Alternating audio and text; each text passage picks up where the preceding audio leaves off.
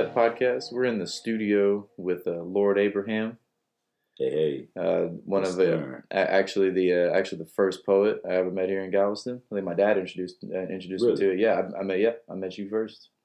Yeah, he That's came. Yeah, pretty cool. yeah. It was when it was before it was even a bar, and we did that little poetry thing before the proletariat. You know, when it was empty, Yeah, and we that did was that little show. Tassie, man. That Yeah, was Tassie's relationship with your dad and Becky, man. Absolutely. yeah, and that's actually the flyer right there. That's it. Yeah, Yeah, that's it yeah. right there. That was Tassie. I had just really got home around that time. I was in LA for 2 years. I'm an actor also, Hmm. and I was out in LA pursuing, my passion, and I actually did more poetry than I did anything else out there. But Yeah, I got home, and Tassie had been telling me about Visker and Julie and Becky, and you need to meet them. You need to meet them. They got a really nice art space. You need to come through. And I'm like, okay, cool. I say, let me just reacclimate myself back, home. I'm yeah, still trying to figure out why in the fuck I'm here, you know, yeah. and I'll come through there and check it out, man. So flash forward, and she's telling me about some ideas of a show that she wanted to do, and Bisker and Becky, Julie, they gave her the green light. Yeah. And she was asking me to help her set it up and stuff like that. And, so bam, that came to show. Yeah, it's awesome, man. I was what I was stoked, and I was actually going to. I mean, later here in a minute, I was going to go into how you got started doing poetry, but just because we've had a couple poets on here, I try to get to do like see if y'all want to do a couple one or two pieces. Oh yeah. But the piece I had in mind though, because the first time I met you, this is the first piece I heard from you was the shut the fuck up piece. Are you serious? That's the first piece I ever heard. That's funny. That's the first piece I ever heard. But it was so cool because I like that because she was. I mean, not saying that using a microphone or not using a microphone makes you less of a poet, but Tassie was using the microphone, doing her thing, and you like went up to the microphone and grabbed it like you're gonna use it, and you're just like, nah. You put it and you just projected your voice and just went into it. And I've always noticed that, especially with the poetry nights, and the listeners, they've been listening. They're definitely familiar with poetry nights. We've talked about it a lot here. But you'd go up and project, and you get involved with the crowd, and you walk down in front, and extend your arm, make eye contact with them. You really get them involved with the poetry. I think that's a very important part of live performance. Absolutely. You gotta put them with you. Yeah. And because I always like when artists explain it as it's not them watching me, it's us having an experience together. Yes. Yeah, absolutely. That's theater, man. Mm-hmm. And it's some great acoustics in Proletariat. Yeah, man. It's great acoustics. Even before the work was done, me and your dad was talking about that. It was like, man, he was sharing with me the vision on how he wanted to do it as it looks now. Uh-huh. And he was like, man, the acoustics in here, I'm like, the acoustics in here are sick, dude.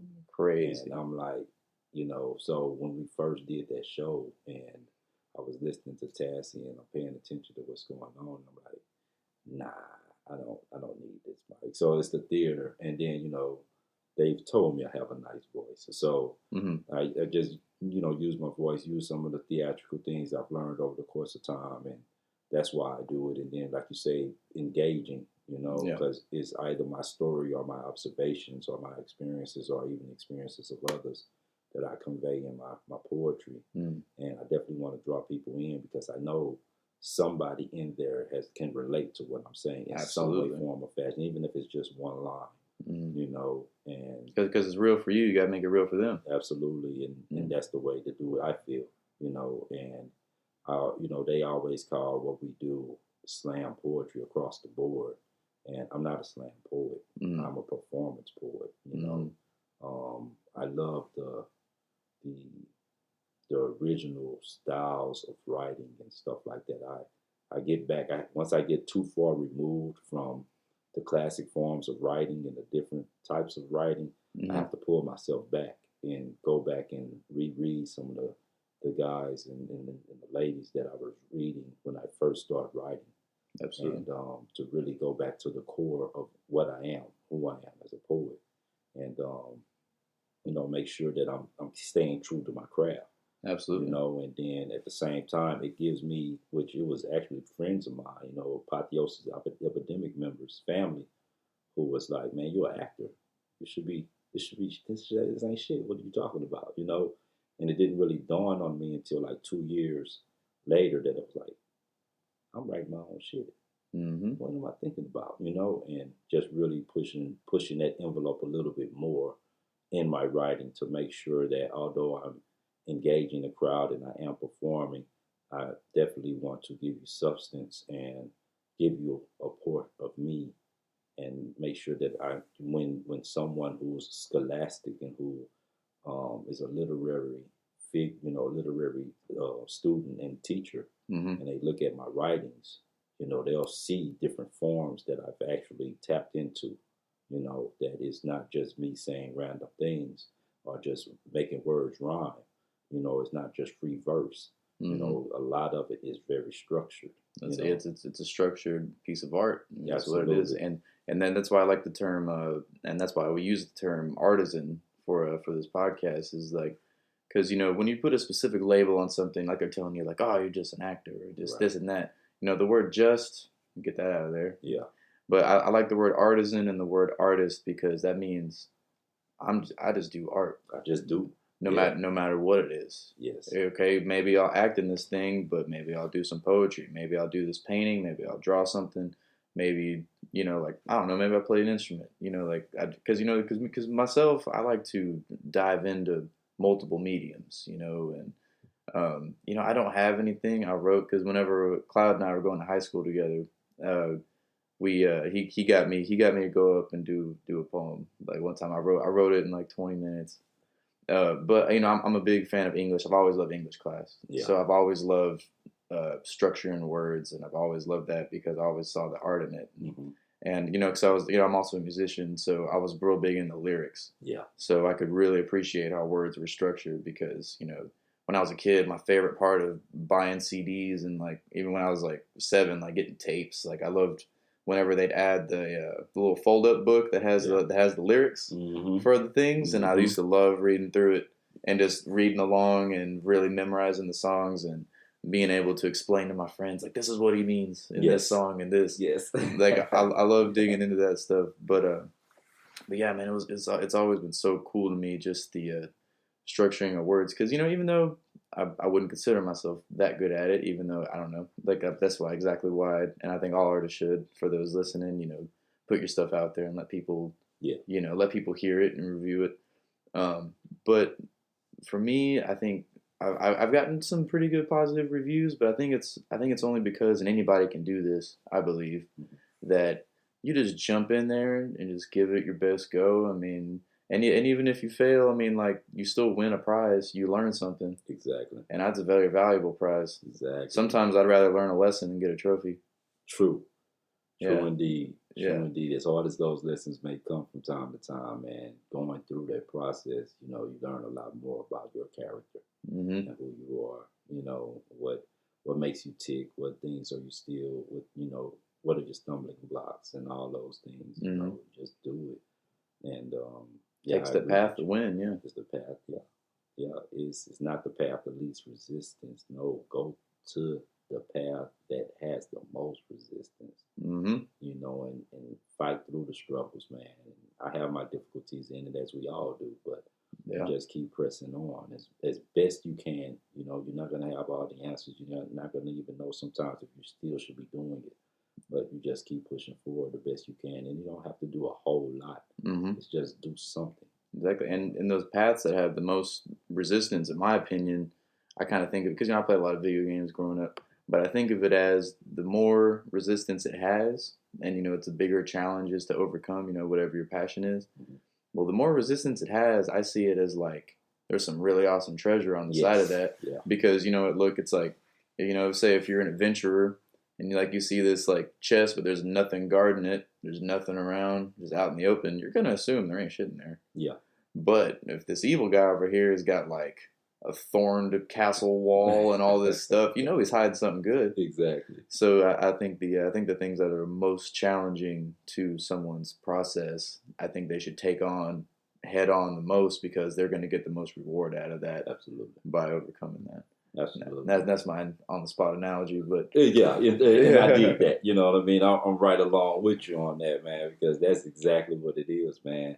And like I say, you're gonna fight with it because I fight with it all the time, man. You know, there's several times that I wanted to walk away from this, man. Oh yeah. Several times, you know, thinking that it's not paying off or questioning myself and the divine creator, you know, Yahweh, that am I doing what you created me to do? Am I really living my purpose, man? Or have I gotten so much into a place of my pride and my ego that I just want to be successful with this? You know what I mean? I've given up a lot of things in my life, you know, and when I committed to, I consider poetry a woman. When Yeah. I committed myself to her, you know, I wanted to be loyal and devoted, you know what I mean? Absolutely. Because, you know, when I had my homeboy football back in the day, Mm-hmm. and I gave up on him, you know what I mean? And it's still to this day a question of what if. Yeah. You know, what if I would have had more confidence in myself? What if I would have stayed the course knowing how passionate I was and still is about the sport, you know? And I'm just as passionate, if not more so, about acting and poetry, and had no idea. Although always, I mean, I could go back to where, you know, creating stories, cracking jokes, you know, as a kid, you know, making up shit. Me and I grew up in Cedar Terrace, projects of those ones here in Galveston on 33rd Street, right? Mm-hmm. So my mom's best friend, you know, she was like an auntie to us, and she had 2 daughters. And so we go spend the night over there. And so I'm making up all kinds of ridiculous ass stories, pure filth. Yeah. Pure mannish filth, dude. And we're laughing all night, man. We're laughing all night. And, you know, even then, never writing those things down, but just making up things off the fly. And, you know, going to school, you know, I went to Parker Elementary, and going to school and having, you know, several teachers, you know, say, you know, you're a good writer. And tell my mother that. Entering the contest that they used to have here in Galveston, the Daily News, to where you could write ads. And it was a competition that it was, you know, school-wide from, I want to say, 1st grade to 8th grade. Oh, wow. And you could, you know, you compete within your class, and they take the best of the class. They take 4 places, and in several of those years, when I did participate, I placed, or was honorable mention, which was 4th place. And, you know, not thinking anything of it, you know, growing up in a home that my mother just didn't know to encourage me to become a writer. She didn't know. Mm-hmm. You know, she didn't grow up that way herself, so she didn't know. I don't blame her, you know, but it's one of those things, you know, looking back when I first started writing poetry in 96. I know you was getting around to it, man, but let me save you a little time and effort. There it is. I started writing poetry in 96, and as I state in the poem I was just sharing with you, Lyrical Drunkard, man, it was an accident. You know, it was just a class assignment. We were studying in English 2 course. We were studying we were studying different forms of poetry. We was on that literary movement, and we, you know, Miss Taylor, one of my favorite people in the world, because she was very instrumental with me writing, period. Not just poetry. She wanted me to be the editor of the journalism department at Galveston College. I turned it down. But she was very encouraging, inspiring. That's awesome. For me to write. And those things stick too, man. They stick, man. They stick. And so we were in class, and I have a good friend of mine, Tia Campbell Benson, man, and we used to crack jokes all the time. I played too much. We in college, mind you. Yeah. So we're clowning, you know, every day in class. And so Miss Taylor was like, you know, I want you guys to write a poem. It doesn't have to be perfect. You know, y'all have seen some of the forms of writing, da-da-da-da-da. You know, just try something, you know. And so I'm messing with Tia, you know, and I'm saying, Tia, I'm going to write this poem in like about 2 minutes. And she started laughing like, you know, Miss Taylor told you when you went to her house last night, because she used to play with me like, you know, Miss Taylor got something going on, you know. Yeah. So I'm like, no, man, stop playing. You know, I say, I'm going to write this poem in 2 minutes. Right? You want to make a bet? So we bet it, right? Yeah. I'm bullshitting, though. Damn, I'm playing. I'm like, I'm not serious. You know what I mean? Yeah. So I turned, face my paper, and I looked down, and seriously, it just popped in my head, dude. And it just came out. It's like you turned on some type of faucet you didn't know you had. it just came out, dude, and I finished in under 2 minutes. And I looked back at Tia, and when I looked at her, dude, I looked at her like I was freaked out. You just surprised yourself. Yeah, I looked at her like, what the fuck just happened? You know, and Tia, I need you to read something. And she was like, you finished? I was like, yeah, I need you to read this because I think it's okay. You know, I don't know. I said, what you think about it? You know, she said, okay, let me finish mine because I don't want to, you know, kind of let your thoughts interfere with my thoughts. I'm like, okay, cool. And like I'm reading over it like several times until she get finished. So before she takes it to read it, that silly ass dude says, she was like, you know, Miss Taylor told you about the assignment last night. You wrote that shit last night, so we fell out laughing, right? So I said, no, man, stop playing here. Take a look at it. Like, serious, I need to really know what you think. So she read it and she looked at me. She was like, Bobby, this is really good, you know? She was like, damn, that's unique, you know, because I did it. I forgot that form of poetry. It's been so long. It was the first poem I wrote called Goodbye. And it's the form of poetry to where the first letter of a line spells out the beginning of that particular line. Oh, cool. You know, and I started with the E, and I worked my way on down to the G, spelling out goodbye. And basically the contents of the poem was saying goodbye. It was about a martyr sacrificing himself. And so she was like, it's pretty good. You know, and after that, like you said, that faucet cut on, man. I couldn't stop writing poetry.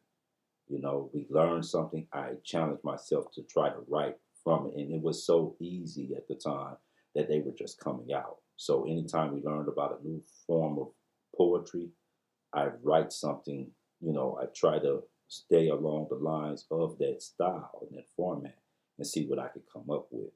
And that happened, man. That carried on for 2 years. Wow. Nonstop, you know. So yeah, that's when I started writing poetry, and around the same time I was going through my midlife crisis at 20-something years old, you know. And which is real. Which is a real thing, you know. No matter what age it is, you know, we all get to that point, especially in times, you know, of something real grievous happens, you know, like something caused you a lot of grief. You know, we've all been at that point where we feel stuck, don't know what to do, don't feel like what we're doing is the right thing, or maybe we should have doing something else, and then we're just wasting time now, and this and that. Like we've all been there. Absolutely. That's the exact shit that happened. I was going to school once again to teach history, and I was substitute teaching at that time, and I didn't want to do that shit no more. I love mentoring. I love helping young people find out who they are, you know, but I didn't like the structure of the public school system or even the private school system for that matter. You know, I just felt like it wasn't for me, but I didn't know what I wanted to do after that. It was like I was in limbo, man. I think that was the most lost I felt in my life, you know, and it was scary. Like, it was really scary. And so... Because I'm sure when you started doing that, you know, you're probably seeing like a long career with that and feeling good. But then whenever what you feel is, you know, your potential livelihood isn't doing it anymore, it's a real troubling situation. Yeah, absolutely. I mean, I had, you know, I was on course to finish in another year and a half because I had enough credits to finish a little earlier. And everything was looking good. You know, there were certain programs that were coming across at that time they were offering to teachers, especially black males. And I definitely wanted to teach here in Galveston at Ball, you know, at Central. And it was a lot that they were offering, especially at University of Clear Lake at that time. And to have that happen and just be sullied and soured about going forward with it, like, man, I don't want to do this no more, you know? Yeah. And it took my uncle, rest in peace, and it took my uncle and Matt. My uncle, Matt Stanford, and Irma Phillips were very instrumental for me at that time. And Mrs. Taylor. Yeah. Matt was doing his plays, and we would talk a lot about that. Miss Irma, I went to this building. I was one of the first members of Galveston College, Building Bridges to Success. And so I went to a meeting, met Miss Irma. She was sharing her poetry with me. And at that time, she was attending school, and she started going towards being a playwright. Now, Miss Irma at this time is like, I want to say her mid to late 60s, I believe. Oh, wow. And was starting to get into her passion. And she let me, she said, well, she had a guy, and she was going to do a skit, and it was going to be produced during Juneteenth.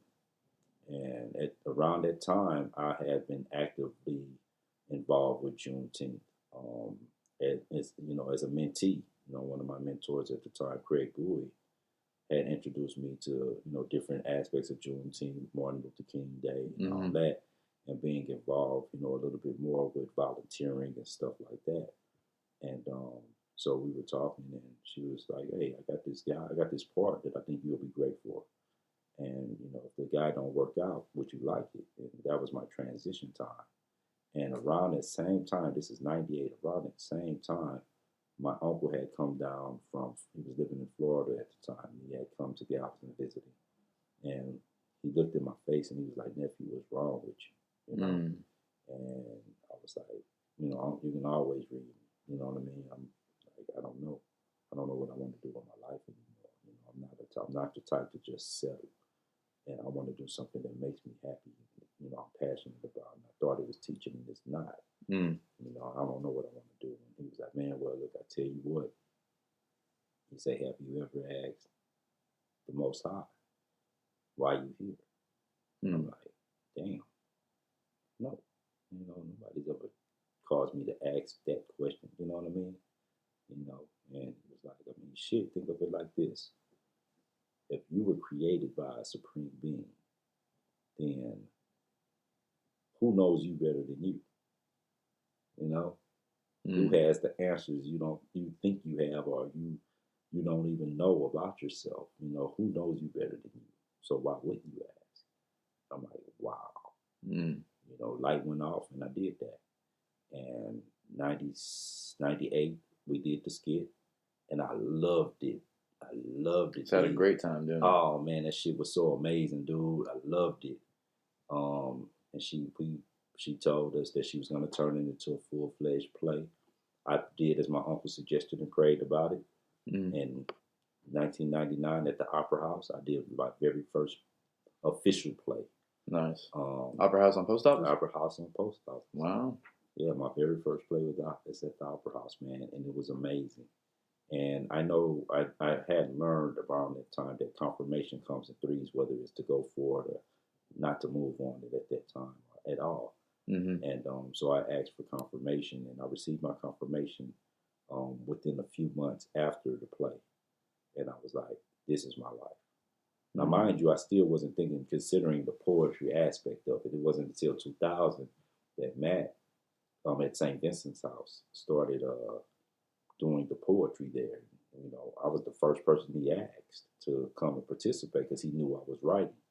And so we would do open mics at St. Vincent's. We wasn't aware if anyone else was doing it, but he had started watching Def Poetry Jam. Yeah. He started watching it, and I didn't even realize how big at that time poetry really was. Poetry was huge. Actually, it was on its decline by the late 90s going into the 2000s, And Wait, what do you think caused that decline? I think it's the same thing now. The repetition of people, a lot of people sound alike. Thank you so much for saying that, yeah. There's a certain cadence that if you listen to a poet, they all sound alike. That cadence is the same. And that's the same cadence that began with the slam form of poetry. But honestly, it goes back further than that. It goes back to the beatniks. Because it's still that format. It's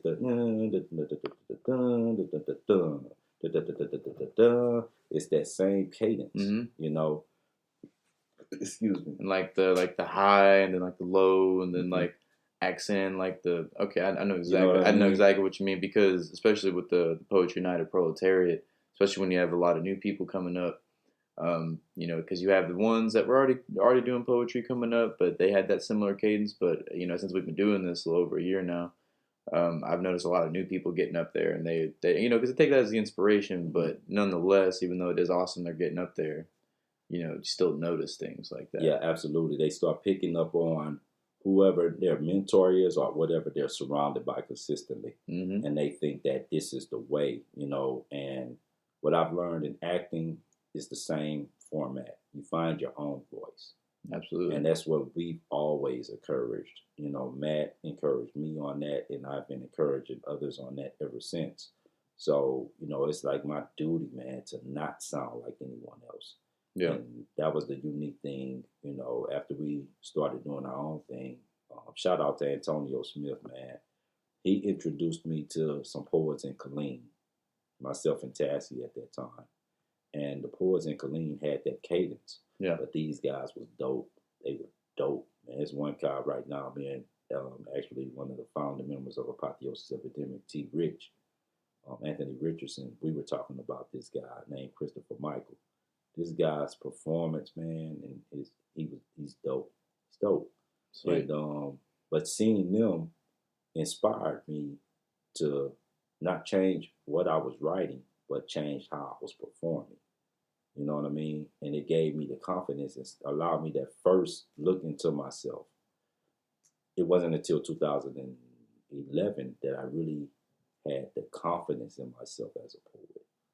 And that's because I moved to LA and I got featured, man. I was featured at Beyond Baroque, which is, if you look that up, that's legendary, man. That's Allen Ginsberg. That's the Beat Poet. I was at Leimert Park, you know what I mean? And these heavies, man, these put on the spot, man, yeah. For some for 20 years, others that have been doing it since the 60s and 50s, man. These guys are hearing what I'm saying, and they're like, "You're good. We got to get you featured." You know what I mean? That couldn't tell me shit. Oh yeah, no. At that point, it's like at that point, you know, without getting the big head, definitely with a lot of humility. But that's where my confidence like really spiked. Yeah, because down here, you know, and even in the Houston area, you know, I know so many people by associations and family and all those great things, man, and, you know, close surrogacies and such. You know, you think that, you know, people just tell you, you know, you're good, you know, they like what you do, you know, and that was the first time for myself that I had gone somewhere that I didn't know anyone. And to actually hear people who were like super seasoned that actually enjoyed what I was doing and actually were trying to, they were putting me in positions to be successful with this. You know what I mean? And they're using their best judgment with their experience, and you know it's real coming from them. I mean, these guys was deep. I mean, I got a buddy right now, Mike Sonskin, man. Shout out to Mike, man. King. Shout out to Rafael Alvarado, man. Rafael and Bill Burgess. You know, those guys, man. Mike took me under his wing. Shout out to my boy Armand Quinard. Armand introduced me to Mike. Mike took me under his wing, and once Raphael and Bill heard me one night, it was on. The only thing stopped me really was me, you know, and it was awesome, man. I didn't get paid for a lot of the features that I had, but just to do the research on the locations that I was going to, the experience was amazing. Just being there, and that's the biggest part. It's worth more than money in some situations. Yeah, shout out to Rick Rupert too, man. He just off the word of Raphael, man, he gave me an opportunity to feature. He was looking for some people, and Raphael told him about me. So, matter of fact, me and T. Rich was talking about this. Anthony was talking about this the other night, and he was like, "Remember we went to that place and we killed it. We did all about the words." I'm like, "Yeah, bro, we killed it, dude." You know. And after that, Rick was like, he called Raphael, who texted me later on that night, was like, "I heard you went down there and did your thing, man." He said, "You earned it. You know, I put a good word in for you, but I'm glad you actually showed up." Because you have to deliver. You have to deliver. You know, that's what happened with, I'm not sure if you're familiar. I don't really listen to his music, but I know who he is. There's a musician called Ed Sheeran. Yeah. And did you hear about his story about what Jamie Foxx did to him? No. So Jamie Foxx is actually the one that discovered him. Wow. And Jamie Foxx took him, because, you know, he's like ginger, white guy. He took him to like a nightclub like in the hood in LA. And he was like, "They have an open mic here. go up and play the same song you just played me. And if this place loves your music, that's how you know. Like that's how I know you're gonna make it. Yeah, And yeah. he went up there and played it, and the crowd loved it. And his Loved music it. has been enjoyed ever since. Exactly, standing ovation. But that's how it is, and that's where a lot of people, a lot of artists coming up that don't do a lot of research. They just want like they're looking for somebody that's just like, oh here, play this, do this for me, and it's like there's a way to do that that's good, and there's a way to do that that's not. And the way to do that that's not is that you can't expect somebody to hold your hand up there. Like they might be able to point you in the direction, but you got to walk down that path by yourself. Absolutely. I mean, they'll tell you where to go, but you got to go find it yourself. Like you got to go. I mean, it might be scary, it might not be, might be something on the other side, but I mean, you got to go. And like we were saying, the more resistance there is to it, if it's really a boundary, but if or at least at least you believe that beyond that boundary is what you've always wanted, there's no shame in trying. Yeah, and that's just go, just do. Yeah, taking that step, man, that was huge. So I came back home with a whole nother level of confidence. And at that time too, before I left, I started producing events on my own. We had in 2006, we started doing our own thing as Apotheosis Epidemic. Yeah. Shouts out to the fam. Shouts out to Big Mama Taz. Shouts out to Anthony the Poet Richardson, Mr. Insatiable, Keyshawn Mitchell, Lyrical Lingo, aka John Anderson, Jay Freak. So shout out to the fam. Shout out to Jesus the Rock Microphone Bounty Hunter. Shouts out to Old School Kanai. We actually got Jesus coming in here soon. We gotta get him in here soon. Yeah. Shouts out to Trouble. Shouts out to Vagabond. Rest in peace to Miss Pat Bear. Everybody that supported us and became extended Teresa, extended family at Java's 213, which is where the wine place is now. And shout out again to Tassie. Tassie introduced us to Kathy, and it became legendary, man. It became legendary, and from that opened up opportunities in Houston, opened up opportunities in Austin. I wasn't able to make that trip, but the fam went up there, did their thing, man. Absolutely. So, the original five is myself, Tassie, Insatiable, the Poet T. Rich, and Lingo are the original five of Apotheosis Epidemic. Right here, born and raised in Galveston. We got together initially in 2005, but we started doing our own poetry spot in 2006, like I want to say about March or April. And we was featured in Houston. Several of us have had interviews, so we really moved, man. We had there was a place called Daiquiritas up in Clear Lake. We hosted that spot, and between us all, we've done so much. And once again, Tassie is the reason I know you now. Yeah, So, Virgin, yeah. Actually, I'm glad we're circling back to this, because and I always remember that night too, man, because that night was exceptionally weird because all of my friends were there that night because I was really trying to get Cloud there to meet y'all that night because coincidentally he was on his way to Galveston, with my old roommate Jacob. Shout out Jacob Lozano, Terrell Cloud Style. Shout out Kennedy. Shout out my boy Kennedy. He was there that night. Actually did some shoes for him.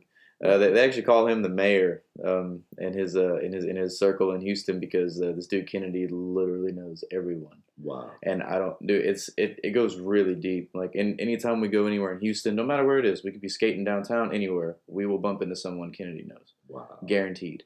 And it's crazy, and it's even weirder because so I actually just joined this band. Shout out Ominous Necro. That's a metal band. Oh, that's cool. Oh yeah, and but so the lead guitarist, I've known him since I was in 8th grade. I met him when he was in 6th grade, and we were doing school band together. We were in the private school system, the Lutheran school system in Houston, and we were playing like this concert show together. We were from 2 different Lutheran schools, but they were all connected, so we'd come together and do like events, like because we all played sports against each other. We all had different bands, But he played guitar, and I was in the percussion section. And then a couple of the other guys I knew that are our same high school. They started a band when they graduated. They've been doing this for 2 years. They just brought me on. But Kennedy knows the lead guitarist Josh because whenever Josh left the private school system and went to public school, they went to the same school together. Wow. And I was like, what? Because it was weird. I showed him a picture. I was like, yeah, man, we're at band practice. We were staying at Kennedy's that night. He goes, hey, tell Josh I said, what's up? And I was like, how do you know Josh? And he was like, oh, we went to school together. And I was like, Kennedy, stop knowing people. Like, Right. please. But at the same time, I'm like, wait, we're actually trying to make it keep knowing people. Exactly. Tell everybody. Exactly. But yeah, what I was glad about us circling back to that is, man, if you wanna do that piece, if you got it, you got that one memorized. Or? Man, the funny part about you asking me that, man, is I was just practicing that poem again because I hadn't said it in so long. Yeah. And I wanted to see where I was. So it's still bits and pieces that I get, but I don't hit like I'm supposed to. Yeah. But I'll give you a little snippet, know, because it's like it's in and out, man. But then shit, who knows, man? Who knows, you know? Yeah. Maybe it'll flow out. Maybe like you didn't even know. Out, man. Maybe it'll flow out. Yeah. It's, shut the fuck up. I have some friends, some white bones, and we kick it quite often. But there are times that we go to our people club, like the hole in the walls and juke joints, and our people give them sideways looks as if we wish to entomb them in a coffin. Coughing. Sometimes I don't know what to do but dig. You see, they feel where I'm coming from, even when my own people refuse to. You see, I read a lot and I'm very observant. And by the grace of the Most High, I'm totally aware of my purpose. But some of my uneducated kinfolk consider me square, lame, or a nerd and try to make me feel worthless. I know what it is, and it's sad to say that they are still slaves to the mind. But they're quick to move out of their neighborhoods to the suburbs just to get away from their own kind. Shut the fuck up if you have on bling but hadn't done a thing for the cause. Silence, punk. If you don't wear black designers but your name tags resemble Polo Hilfiger or Dior. Now I am honored that beautiful women desire me to be the one and only. But deep down I know they just want to constantly bone me. Shut the fuck up because you're just horny and trying to control me. Oh, I just messed that all up. Horny. You should be honored to share that punani with somebody. Shut the fuck up if you have nothing good to say, negative in your retorts, and the pessimistic bullshit everyone's way. Shut the fuck up if your jokes are to degrade or humiliate another. Quiet fuckers if you're a gossip monger whispering behind the backs of others. Shut the fuck up if your house is made of glass but the gallstones you pass shatters your own ass. No talking, please. If your slick, condescending, smart ass constantly tries to bash someone when their situation is going bad. You see, your speech was cynical about the last. But if you didn't spit back so much in church about someone else's work, you know that they'd be first. So, shut the fuck up if your half-empty glass doesn't quench your own thirst. Now, does it mean you're extra friendly when someone looks you all upside your head and you cordially acknowledge their presence? Hey, how you doing? And that's it. That's all I can remember right now. Little snaps in the mic here. Straight brain fart, man. Yeah, straight brain fart. That's awesome, though, man. That's awesome, man. Yeah, that's one of my favorites, too, man. I got to get back to memorizing that because it's one thing that I would like poets out there to know. Just because it's old in your circle doesn't mean it's old anywhere you haven't been yet. So stay on top of it's brand spanking new. And so wherever you go outside of your city, your circle, your community, man, keep those classics that you have on head. Keep them sharp, keep them fresh because you never know. And then, you go to another place and it'll be just as relevant as the first time you ever did it. Absolutely, but at that point you're sharp and you can do it. And honestly, and it's even better that it's new when you go to new places because it's sharp and it's ready, and you know how to deliver it. But you give them that real good experience. So pretty much everyone's first experience, every new person's new experience of your old shit in the quotations is better every time because you sharpen it. And it's brand new, and you give it to them, and it's like this brand new package piece every time. Absolutely, because you continue to find different ways that you can say it, different ways you can do it. There's so many different things, and I don't know. I guess it's just I started writing so much new stuff that I get excited when I write something new. Mm-hmm. So those one of those poems that's very lengthy, and so it's just I did it sticks, and I know it, but I got to go over it a few more times Mm-hmm. because it's like I stated, you find different parts of it that you hit, and you want to hit a little better, or you want to do a little different as you start to mature yourself. So, and that's kind of the thing with that point. But it was basically for me, it's just I started memorizing so many different things, and it was like, okay, I've done this too many times in Galveston, in Houston. I've done it too many times. I want to do something different. So once you start doing that, you kind of lose because you don't practice it as much as you once did. You know what I mean? And and start you to slip fall a into little that bit. mold. You know what I mean? So yeah, but that's definitely one of my favorites that I've ever written. Man, it's to me it's one of those things I know I was divinely blessed with to come out with at the time, and even it's one of those pieces that I feel like it's timeless. What I like to ask all the artists that come in is I like to just give a little insight for the listeners. I actually forgot to give it to you before we started, but I have my mission and culture values page of the podcast. Okay. And the biggest part of it is I made this because not only for me to learn, but secondly, I mean not even secondly, like I put myself third. In second place, I want artists to be able to talk about what they do, and because what helps me with my art is actively talking about what I do. Solidify what you do, own it. Absolutely. But the thing at the top of the list is I want listeners and other artists that aren't doing things like we are. As far as like maybe going out and doing shows or selling art. Maybe they're thinking about it, and for a lot of people, they're like, "Well, I haven't been doing this my whole life, so I mean, it's gonna suck, and why would I do that?" Even though in the back of their head, they're like, "I want to do that really bad." Right. Yeah, and right. but yeah. So my question is, what could you tell an artist that's coming up, maybe developing their craft, or maybe developing what they want to do, or maybe they just discovered it? What are some words of insight you could give them to stay on their path and keep doing what they're doing? Cool. Kind of told my story intentionally because poetry and acting, writing. So I'm a writer, I'm an actor, I'm a poet, I'm a producer. I co-produce several events. I've produced events on my own. With that being said, find your niche.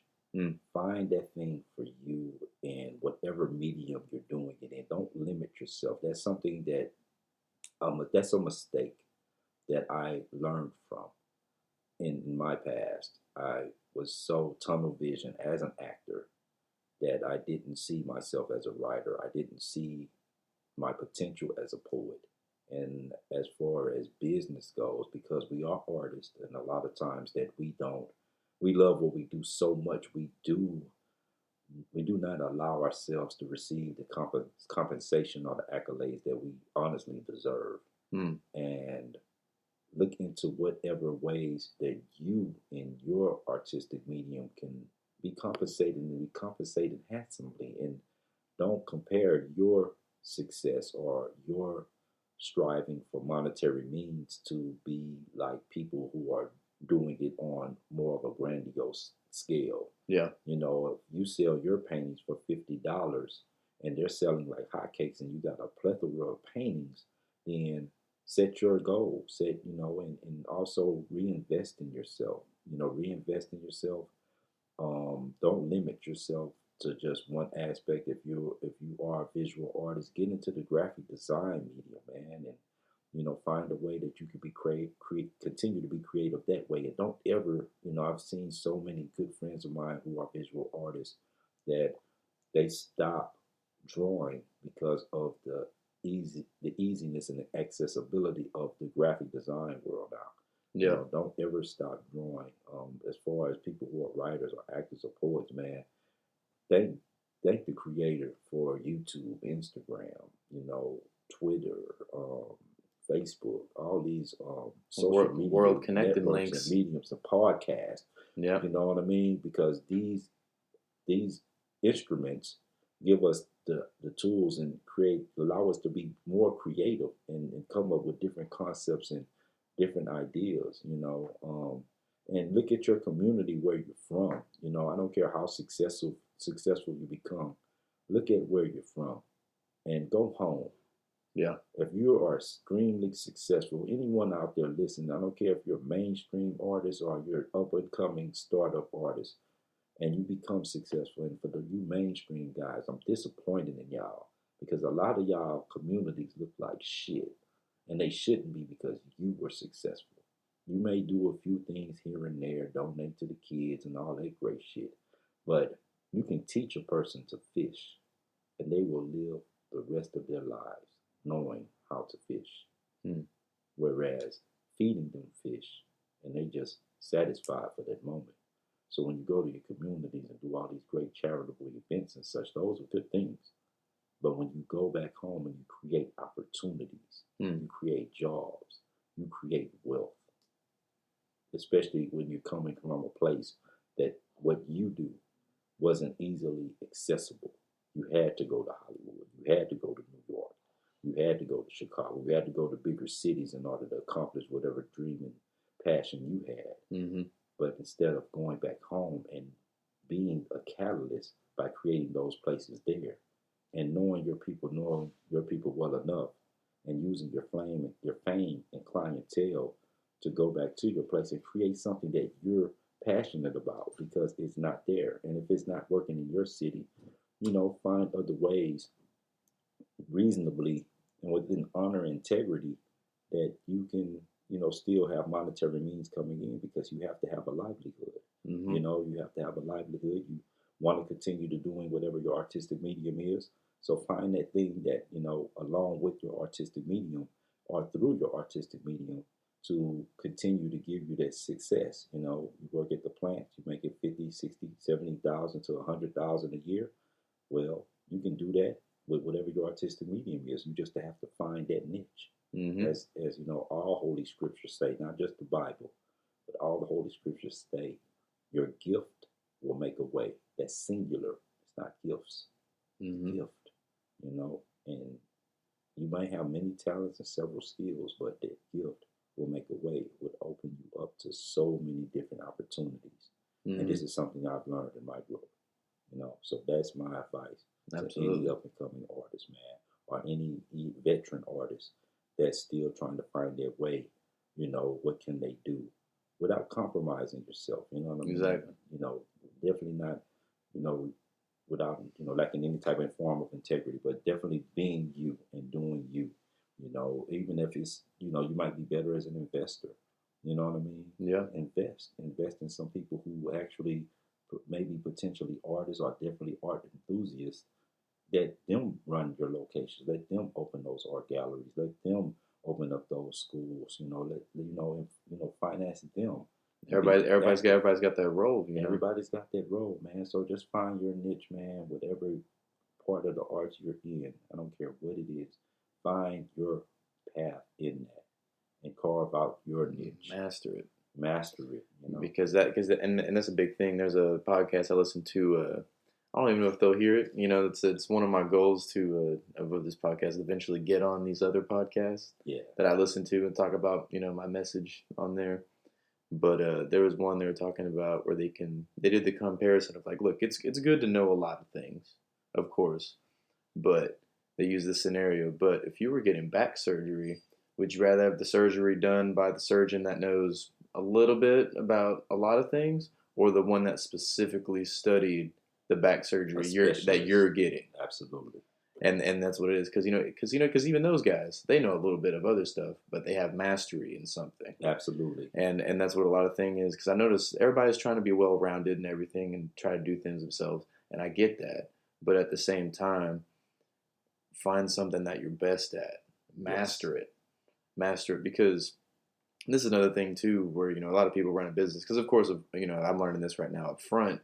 You have to do a lot of things yourself. Yes. But when it gets to a certain point and you can afford to do other things, if someone can do it just as good as or better than you, pay them to do it. Yes. So you can focus on what your role is. Your role is, exactly. And by doing so, you're empowering someone else, Someone else's specialization, so you can focus on yours. So you can it's a win-win. It's a win-win. And that's the way, in producing events now, that's the way I approach it, I look at Galveston and I look at what's not here, as we were discussing earlier. Yeah. What's not here. There are no true performance spaces. That's my next ambition. Absolutely. Is to have not just for myself as a poet, but I deal with comedians. I deal with musicians, singers, songwriters, hip hop artists. So to have performance spaces here, I deal with dancers. So to have a place where people can go and have a good time, dancing and swing out, and just different things that they're not here in Galveston. They're not really here in this county, you know. So, or they're specified to a particular group. They're not open to any dynamic or any social structure. And so that's my long-term goal. I'm also currently I'm part of the Galveston Island Film Festival and Conference. Shout out to Cheryl Hilton and Marvin Walters, all the board members, and what Cheryl has brought to Galveston is huge, but she fulfilled and is facilitating a need here. Absolutely. This is the perfect atmosphere for something of that scale. I think South by Southwest, Houston has a film festival now, and we have the actual infrastructure to pull it off. We do. And so it's great to be a part of these things. It's great to be a part of, the proletariat. I was just thinking about it, man. It's going on 2 years. Mm-hmm. It'll be 2 years in March. Absolutely. So it's awesome to be a part of something now that is a staple in the community, dude. You know what I mean? People expect it, man. Yeah, and look forward to it. You Absolutely. know what I'm saying? So those are things to just be a part of it. I don't have to run it. I don't have to be in charge. None of that shit, man. Just to be a part of it. Just to participate. You know what I'm saying? Yeah. Participating. And I have the honor in both of these entities I mentioned that I'm co-creator on that shit. You know what I'm saying? I helped get it established, man. Mm-hmm. And that's I'm humbled by that. I'm honored by that. I appreciate that and always will. Absolutely. So just to see it still going and to see those things happening, and you don't have to say anything about it, but just keep sending people there. And that's all that needs to be said. Even if you can't make it for whatever your reasons are, you might just be lazy. Don't feel like going, but it's there and it exists. You know what I'm saying? Yeah, and we have a good time whether nobody shows up or everybody shows up. Hey, man, we're still doing it. We're still doing it. And hey, listen also for you guys and gals, when it does happen,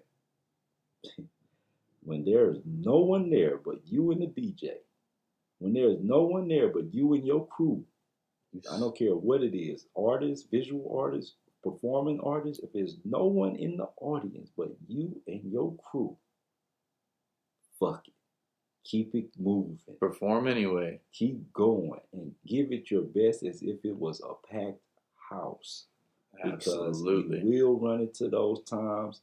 I've been on the stage. The last play I actually was in at ETC now, it was Strand Theater back in 2007, Exonerated. There was literally 2 people in the audience. And we was high as shit on stage too, by the way. That was one of the best nights we had on that, 5-week run. Absolutely. Man. It's just a more fun practice, man. That's why I love the performance, and I treat every practice like I would a performance. Mm-hmm. And that's one big thing, because that's one thing I was talking about with these guys at the band I just joined, is like, I'm learning the songs pretty quick, only because I'm taking it seriously. And I've been going back to the gym getting ready to play drums, because it's tiring. Yeah. But I treat, like before I go into practice and drive to Houston to go practice with these guys, I have the same nerves I get before I go on stage to play. Yes. And I'm just going to practice. And a lot of my friends, because also in school band, I took it very seriously when we went to play shows. Yeah. Because I was always watching concerts. Like when I was a baby, and you asked my dad this too, one of the only things I could fall asleep to as a baby was MTV when they still played music videos. Yeah. See, one of the only things I could fall asleep to. Wow. They put that on at night, but then that I kept doing this. I was a kid, like I loved it. And even my mom's friends thought it was weird that I was this little kid saying like, when did MTV stop showing videos?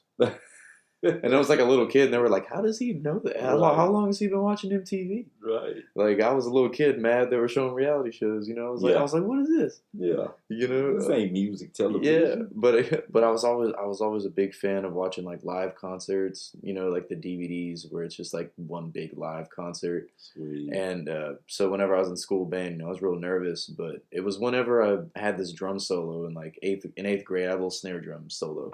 I was so nervous. I was playing for one of our church services when I was going to private school, and I was so nervous because we had the spotlight guy, and we did our little rehearsal, and he throws a spotlight right on me.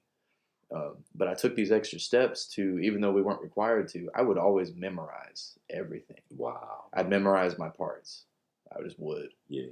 You know, sometimes I'd have the paper there just for the cues, but I know what to do. And this time it helped me out because it's my first solo. I'm super nervous. I'm thinking everything's going to fall apart. The dude with the spotlight is like an eighth grader like me. He's up there, you know, so it blinds me completely. I can't read my music. Can't even see the conductor. I can't even see nobody. Nobody. Wow. But I knew what to do, and I had my feet going. I was tapping along, and I just played, and I got into it, and I closed my eyes. But of course, to me, I can't see anything. But everyone could see me there. That I'm just staying. I'm like, I was doing this, looking up, eyes closed, just playing. Killed it. And I was just like, yeah. I was like, I love that. So from then on, I took it really seriously, you know. And even though, you know, I'd butt heads with the band director sometimes. That's what, you know, the percussion, we're the rowdy section, you know. Like we you know, like we have to do things differently than everyone, you know. Like we use our hands. I mean, everybody uses their hands, but we have to march differently from marching band. Like we have to do all kinds of different things. Yeah. So, you know, we're a little rowdy, but from that moment on, I took it really seriously. So every single practice, and my investor, my uncle, he just actually gave me a really good insight on that feeling you get. Yeah. Instead of saying it's nervous and anxiety, he says that feeling I get, that's just how excited I am for what's about to happen. You're super excited, man. Is one of my favorite poems. I actually muffled at Pro, but it was the first poem that it was the start. We started the show 2 years ago, and this was the first poem that was ever done there. Was that on the stage, and in that poem, I say I still get butterflies and nervous, you know, but it's that excitement. It's you're thrilled. And if you still get that in any artistic medium you're participating in, you're still loving it. Yeah, and you got to follow that. Like go towards that. Yes. If it's making you, and even if it's like a bad situation, when you get that feeling, that means you need to solve it. Whether solving it is you're about to perform, or solving it is you're about to figure out this thing you're worried about. Like go towards it, attack it head on. Full circle back again to how more difficult it is. The harder that feeling is, the more you need to go handle whatever that feeling's for. Absolutely, man. Absolutely, man. So yeah, man. But I mean, shit, man. That's it in a nutshell. I'm about to say, well, actually, on that note, man, I'm about to say, I appreciate you coming in, bro. Hey, man, thank you. I'm honored to be here, man. There'll be many more. You. I'm proud of you, man. Keep doing what you're doing. Appreciate and keep putting artists on, man. That's what we do. Absolutely. You know what I mean? Give back to the community, and we're gonna. Not in the same way the gold miners did, but we're gonna take this vein of artists, and we're gonna let everybody know where Galveston's at. So absolutely, man, absolutely. It's like, you know, it was a guy, you know, that came down from Houston that we asked to DJ for us because he had a little pull and such, skill. Yeah. And when we first started doing Javas, and when he got here and he saw, you know, what we saw, he was like, man, y'all sitting on a gold mine. And we was like, we know, you know what I mean? So, you know, hey, keep it moving. But before I go, I mention some things. Absolutely. Shout out to some folks. Yes, shout out everything. Shout out where people could find your art, and if you have any upcoming events or any performances coming up, please let us. Okay, cool. Well, I'm with my patriotic brother, Mr. Old School, who's a Texas City poetic legend, won plethora of slams between Houston and Texas City, and the guy is awesome, man. He's DJing now, so we have a show that he's producing on Friday, February 15th from 8 to 10. So any listeners out there, y'all in this area, come check us out, man. We're going to have us a funky good time. We have featuring that night is going to be Kanai. You know, she's a part of the Patriotic family. We have another Houston poet named Phoenix Fire, and she's amazing. We have yours truly, and I can't think of this gentleman's name. I haven't met him. I haven't had the privilege of meeting him yet, but it's one of the old school's proteges, man, and he's dope. Anybody that knows school is dope. So we're gonna do that from 8 to 10. Come out and have a good time. $10 at the door. I just finished. We're working on a film. Got a few local filmmakers here in the area. A young man by the name of Kenny Summers, who's also a hip hop artist. So go check him out. He just co-wrote along with his baby. It's his vision. It's called The Help. He's wrapping up right now. I just finished filming my portion of it. And the story is about a young lady who was molested by her cousin. So it's a really good story. Mm. And it was also co-written by another screenwriter here in Galveston by the name of Jermaine Mad Science Hill. And Mad Science, he's also a hip hop artist, and he's been writing scripts. We did like 3 projects with Mad. We're coming up on something soon called The Sixth Earth. So he worked with Kenny on that one and to get that out. So be looking out for help in Sixth Earth. We should get into production of that soon. If y'all like horror movies, the very first film that I was ever in is called Dark Harvest. It was released in 2004. Don't laugh at me, I suck. But it was the very first film I've ever done. But because of that film, I'm on IMDb. So it was released. We wrapped in that in 2002, and it was released to DVD in 2004. Lionsgate is the distributor, and it went nationwide. Awesome. I didn't get paid for it, but I got paid for it. Yeah. You know what I mean?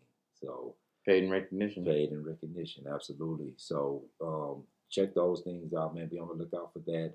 BW York is my clothing brand, so be on the lookout for the launch of that.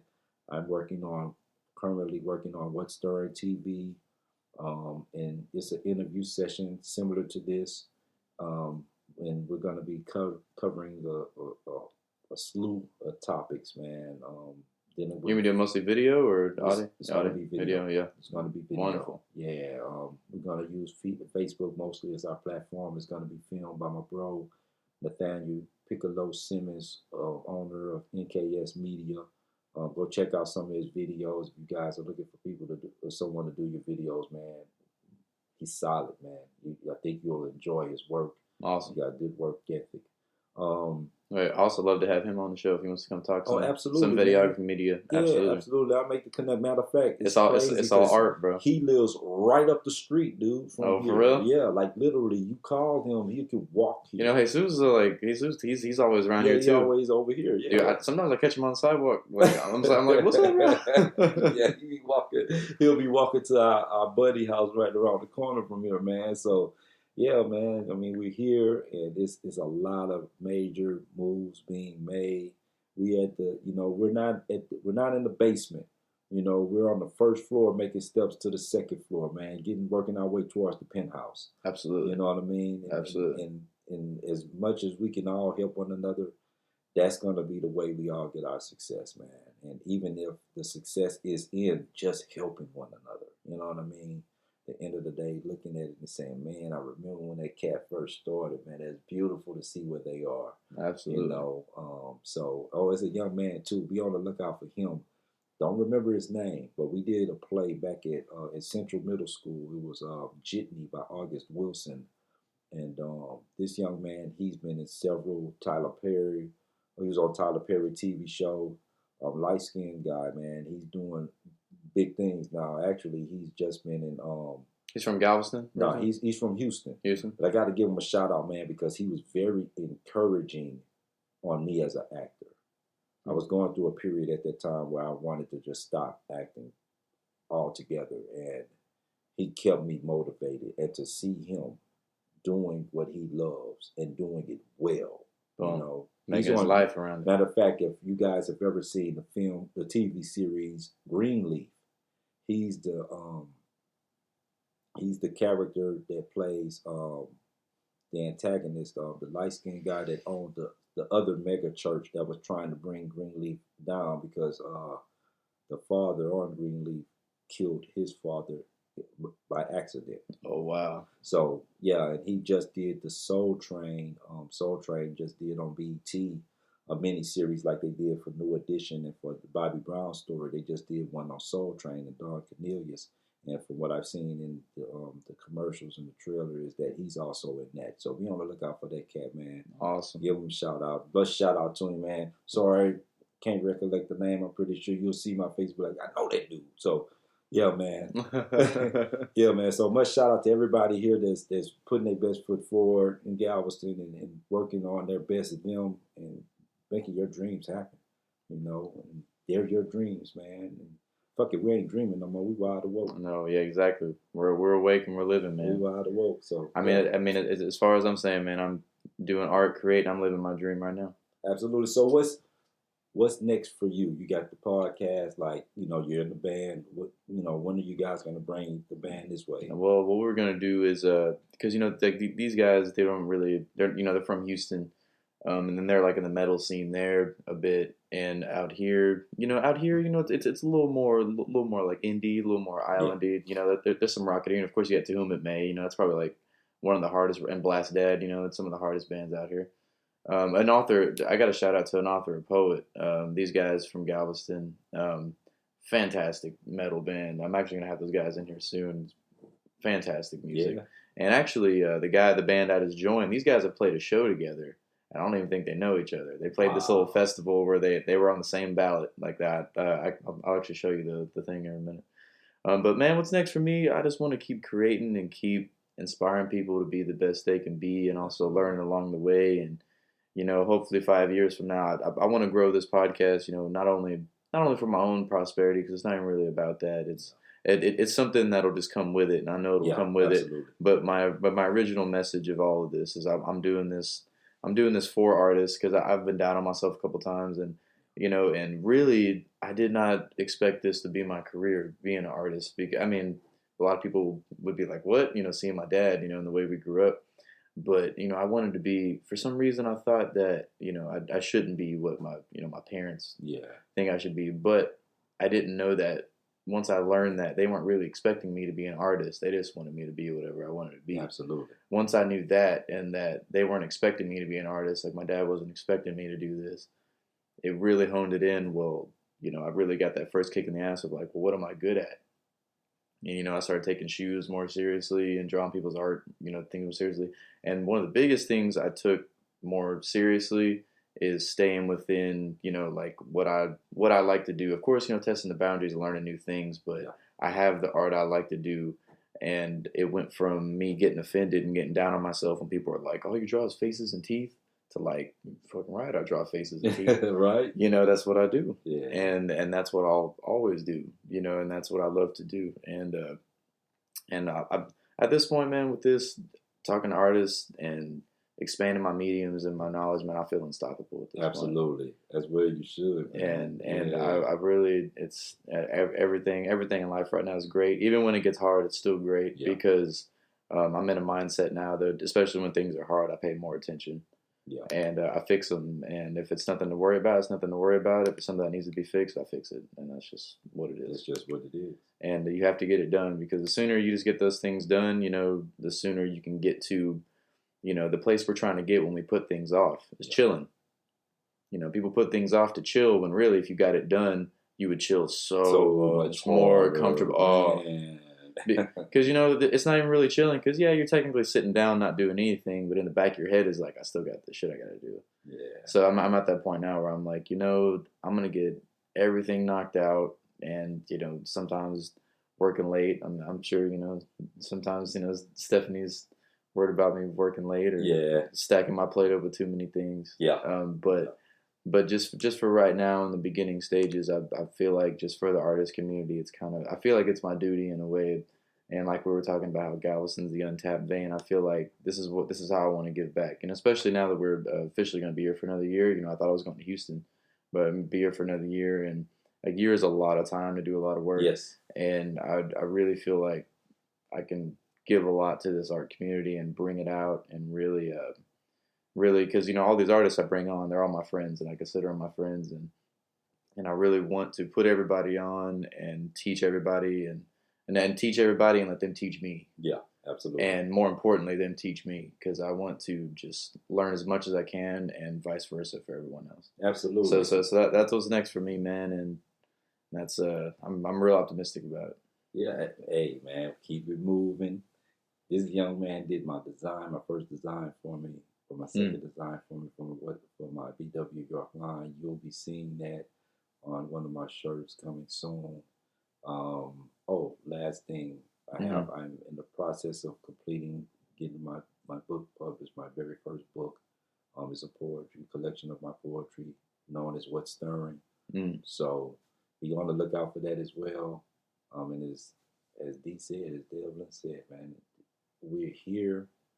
It's so much opportunity, and to be a part of different mediums to help so many different other artists, and to learn and to teach and to just grow as a person yourself, man, it's just amazing. So to be sitting right here, right now, at this time, this is awesome, man. And I thank you again. You're welcome anytime. This is great, right? Yeah, and after you get that book drop, we gotta get you back in here. Absolutely. Talk about yeah. Absolutely. Yeah. All right, y'all. Well, Artists in Depth podcast. Be sure to like, subscribe, leave us some constructive criticism.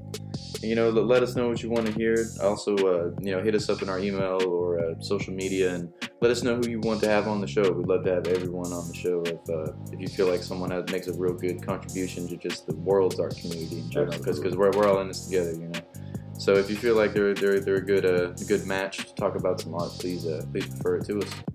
All right, y'all. Well, Lord Abraham, appreciate you coming on, bud. Thank you, Dale. All right. Peace. You have a good night.